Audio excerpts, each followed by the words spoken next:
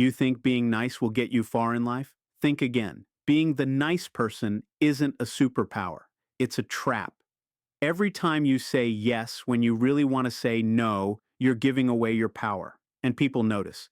The moment you start protecting your time, your energy, and your voice, everything changes. Pause. Ask yourself, how many times have I said yes just to avoid discomfort?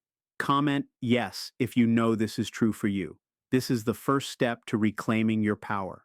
When you spend your life trying to be the nice person, you think you're gaining something. You think you're earning trust, friendship, respect, but the reality is far harsher. Being nice, in the sense of always saying yes, always accommodating others, always softening your words to avoid tension, slowly erases your presence from the world around you. People stop noticing who you truly are because they only see what you allow them to see. Your opinions, your desires, your needs, all of that becomes background noise in the lives of others. You start to exist as a resource rather than a person. You're the one everyone calls on when they need something, the one who never complains, never argues, never asserts themselves, and over time you realize that the nice image you cultivated has not earned you admiration, but invisibility. You have compromised your own priorities so often that you've trained others to expect compliance, to expect your energy without reciprocation. Your own dreams, ambitions, and boundaries quietly fade into the shadows because you're too busy trying to maintain the image of being agreeable. The cruel irony is that the nicer you are in this way, the less presence you have in your own life, and the more your self-worth becomes tied to other people's approval. Your voice, once strong and clear, becomes soft and hesitant. Your decisions, once confident, become muddled by fear of upsetting anyone. In trying to avoid conflict, you have created a life where your desires don't matter, where your energy is spent maintaining a mask of compliance, and where your true potential is hidden from view. And the most painful part is that the people around you rarely notice, not because they're unkind, but because you've conditioned them to expect nothing more than a quiet, agreeable figure. When you finally recognize this, when you see that niceness has been your own invisibility cloak, you understand that reclaiming yourself requires more than small changes. It requires boldness, boundaries, and the willingness to say no, to assert yourself, and to finally be seen for who you truly are. Most people think being nice is a virtue, but in many cases it's fear dressed up as kindness. The constant need to please others, to avoid conflict, to say yes when you want to say no, usually comes from a deep-seated fear. Fear of rejection, fear of disapproval, fear that if you assert yourself, people will stop liking you. It starts small, saying something you don't fully mean just to keep the peace, but over time, it grows into a pattern that dictates your entire life. You begin to measure your value by how much you're liked or how few waves you create, rather than by who you actually are. And here's the harsh truth. Fear is not a strength, it's a limitation, an invisible chain that keeps you trapped in other people's expectations. When fear drives your niceness, you're no longer living your life on your own terms. You're living it on terms set by everyone else, reacting to what they might think, how they might respond, or whether they might approve. Every decision becomes filtered through anxiety rather than clarity. Every interaction carries the weight of anticipation. What will they think? Will they be angry? Will I lose them? And slowly, the fear compounds. You might be admired superficially, labeled as kind or agreeable, but underneath, your confidence erodes. You feel unseen, unheard, and even unimportant because you've allowed the fear of disapproval to dictate your actions. The paradox is that the more you try to avoid conflict by being nice, the more internal conflict you create. Your own desires, opinions, and boundaries take a back seat, leaving you frustrated, exhausted, and unfulfilled. The moment you recognize that fear has been masquerading as niceness is the moment transformation begins. You start to see that assertiveness, honesty, and boundaries are not cruelty. They are courage. They are the antidote to the paralysis fear has imposed. When you stop letting fear dictate your behavior, you reclaim your voice, your energy, and your life. Niceness becomes a choice, not a compulsion, and for the first time, Your relationships, your career, and your sense of self can operate on respect and authenticity rather than obligation. Assertiveness is often misunderstood. People confuse it with aggression, selfishness, or rudeness. But true assertiveness is none of those things. It's simply the ability to express your needs, your boundaries, and your desires with clarity and confidence without diminishing others. When you stop being the nice person who avoids conflict at all costs, you create a presence that demands attention. You show that your time, your energy, and your voice have value. People don't naturally respect the person who constantly yields. They respect the person who stands firm. Assertiveness communicates a subtle, powerful message. You are in control of your life, you honor yourself, and you expect others to honor you in return. It's not about being confrontational, it's about being deliberate. When you assert yourself, you remove the ambiguity that allows others to take advantage. Suddenly, people stop assuming you're available whenever they need you, stop expecting automatic agreement, and start listening because they know your opinion carries weight. The shift isn't instantaneous for them. They may resist, test boundaries, or even feel uncomfortable, but that discomfort is on them, not you. Assertiveness is a sign of strength, not weakness. It's a signal that you refuse to let fear dictate your choices, and that you are willing to prioritize your own life without apology. Over time, this approach attracts respect naturally. People begin to seek your perspective, value your time, and honor your commitments because they recognize that you honor yourself first. There's a magnetic quality to assertiveness. It's not about being liked by everyone, but about being respected by the right people. And here's the critical part. You can be kind, compassionate, and generous while being assertive. Assertiveness doesn't eliminate kindness. It protects it. It ensures your energy goes to relationships and projects that reciprocate your effort and respect your boundaries. Being assertive is not a betrayal of niceness. It's the evolution of it. It's transforming the misguided need to please into the confident choice to engage on your own terms. When you embrace assertiveness, you step into a life where your voice matters, your time is protected, and your presence can no longer be ignored. Boundaries are one of the most powerful tools you can use to stop being the nice person and start being the real, respected version of yourself. Most people think boundaries are walls, something that pushes others away, but that's a misconception. True boundaries don't repel, they attract. They clarify who you are, what you will accept, and how you expect to be treated. When you set clear limits, you're essentially sending a signal. You value your time, your energy, and your priorities, and you expect others to do the same. People respond to clarity. They may test your limits at first, they may feel discomfort or even resistance, but the ones who respect you will adjust and rise to meet the standard you've set. Boundaries act like a filter, separating those who drain your energy from those who uplift it. Without them, you're constantly overextending, constantly saying yes to obligations that don't serve you, constantly giving to people who take for granted your effort and goodwill. The nice person without boundaries becomes a magnet for exploitation because their availability is assumed, their limits are invisible, and their voice is diluted.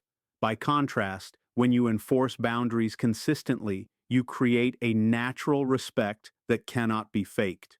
People begin to recognize your presence, your value, and your autonomy. The simple act of saying no without guilt or hesitation transforms your interactions. It doesn't make you unkind, it makes you intentional. And the most fascinating part is the magnetism it creates. When you honor yourself, the right people are drawn to you. They admire your discipline, your confidence, and your self-respect. You no longer chase approval or validation because your energy flows to relationships and opportunities that genuinely deserve it. Boundaries turn your life from a chaotic cycle of obligation and compromise into a structured space where your goals, your voice, and your well-being are prioritized. The respect you gain isn't forced, it's earned naturally through clarity and consistency. Setting boundaries is the ultimate expression of self-respect, the single most effective way to ensure that you are no longer the invisible, overly nice person in your own life.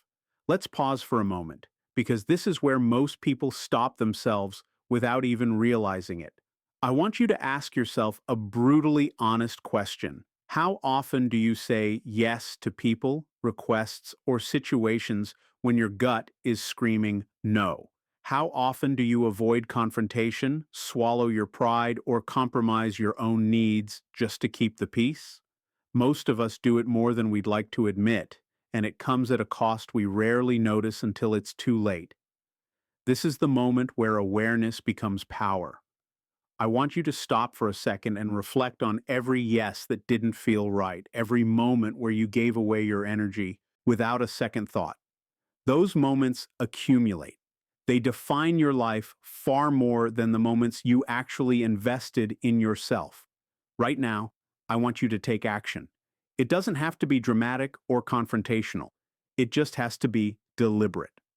Comment yes if this resonates, because the first step to reclaiming your power is acknowledging the pattern. Awareness is not enough, but it is the spark that ignites change. When you recognize that you've been operating on autopilot, pleasing others, avoiding conflict, overextending yourself, you can start to reclaim control. This is the point where you stop being the invisible, overly nice person and start becoming intentional with your words, your time, and your energy. Think about what it would feel like to no longer compromise yourself just to avoid discomfort. Imagine the freedom in finally saying no without guilt, setting boundaries without fear, and asserting yourself without hesitation. That's the power you unlock when you act on awareness. This is your mid-video moment, the pivot where reflection becomes action. You don't need permission and you don't need approval. You only need to decide, from this moment forward, will you continue letting fear dictate your life, or will you start reclaiming your voice, your energy, and your presence? Comment yes now if you're ready to take that step, because acknowledging the problem is the first victory, and every victory after this begins with a single deliberate choice. The final moment of this speech is where transformation truly lands. You've reflected on how being the nice person has kept you invisible, how fear has dictated your actions, how assertiveness builds respect, and how boundaries magnetize the right energy into your life. Now it's time to internalize the ultimate truth. Stopping the pattern of overpleasing doesn't make you selfish, it makes you powerful. Imagine walking into a room and feeling fully present, fully heard, fully in control of your own life. People don't just tolerate you, they pay attention. They respect your time, your voice, and your choices. That shift doesn't come from manipulating others or forcing compliance. It comes from showing up as yourself, unapologetically. When you embrace your own worth and refuse to apologize for it, you create a life where your energy is protected and your priorities are honored. The nice person who constantly avoids conflict disappears, replaced by someone intentional, grounded, and magnetic. The moment you step into this version of yourself, everything changes. The people who drain you drift away. The relationships that matter deepen, and your influence multiplies. You no longer live in a state of reaction. You operate from intention. Every yes you give has meaning. Every no you deliver carries weight.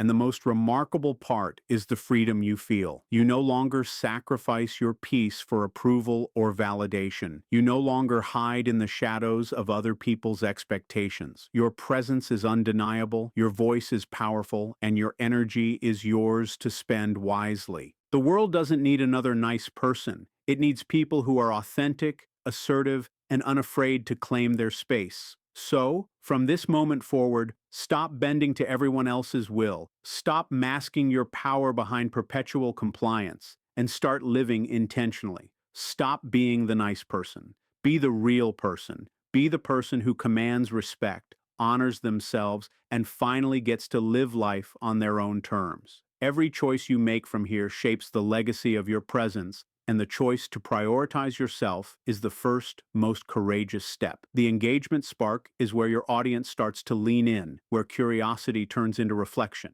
and where you start to make the topic personal. Most people hear stop being the nice person and immediately think, that doesn't apply to me. I'm kind, I care about others, I just want to help. But here's the problem. Being overly nice isn't about being kind. It's about losing yourself in the process. This moment is designed to make people stop and feel it in their own lives. Think about the times you've given more than you could afford, said yes when your gut said no, or let someone's expectations dictate your decisions. Every single one of those moments is an example of your power being quietly drained. The engagement spark isn't just about identifying with the idea, it's about feeling the cost of inaction. What has being nice actually bought you? Recognition, respect, or invisibility? Most likely, the answer is the latter. This is the time to create tension in your audience's mind, to make them uncomfortable enough to want change. You start to plant the seed. What if I stopped bending to everyone else's will? What if I actually honored my own voice? By painting that contrast between a life of passive compliance and a life of intentional power, you create a magnetic pull. People begin to want the transformation you're about to teach. You're not asking them to abandon kindness. You're asking them to redefine it, to reclaim its energy without sacrificing themselves.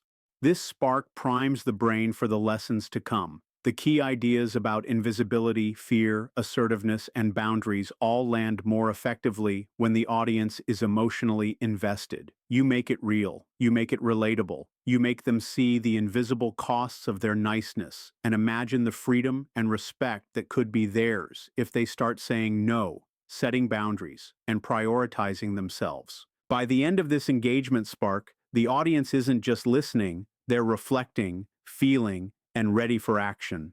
You've created emotional momentum, and momentum is what fuels transformation. The ultimate takeaway of this speech is simple but powerful. Stopping the pattern of being the nice person isn't about being mean or selfish. It's about reclaiming your life, your energy, and your voice. Most people walk through life trying to please everyone, believing that their value comes from how much they give, how agreeable they are, or how many people like them. But the truth is the exact opposite. Your value comes from how you honor yourself, how you set boundaries, and how you refuse to let fear dictate your choices. When you finally stop bending to the expectations of others, you begin to experience a freedom that most people never feel. You stop being invisible in your own life. You start being intentional with your words, your actions, and your energy. People notice, they listen, they respect you. And here's the fascinating part. You can still be kind, generous, and compassionate, but now it's deliberate, not compulsive. You give because you want to, not because you're afraid of saying no. You show up fully present for the right people and the right opportunities instead of diffusing your energy across those who take it for granted. This transformation doesn't happen overnight, and it isn't always comfortable. People may resist the new boundaries you set. They may be surprised when you start saying no. But discomfort for others is not your responsibility. What matters is your own alignment, your clarity, and your integrity. The life you've been longing for, the respect, the focus, the freedom, is waiting on the other side of that change. The nice person who compromises constantly, fears rejection, and hides their power can no longer exist if you choose to step into this new reality. The choice is yours. Each decision to assert yourself, honor your boundaries, and prioritize your needs is a declaration. I am here, I matter, and I will no longer disappear in order to please anyone else. That is the core lesson, the final takeaway, and the transformation you want your audience to carry with them. Stop being the nice person. Be the person who commands respect, values themselves, and finally lives life on their own terms.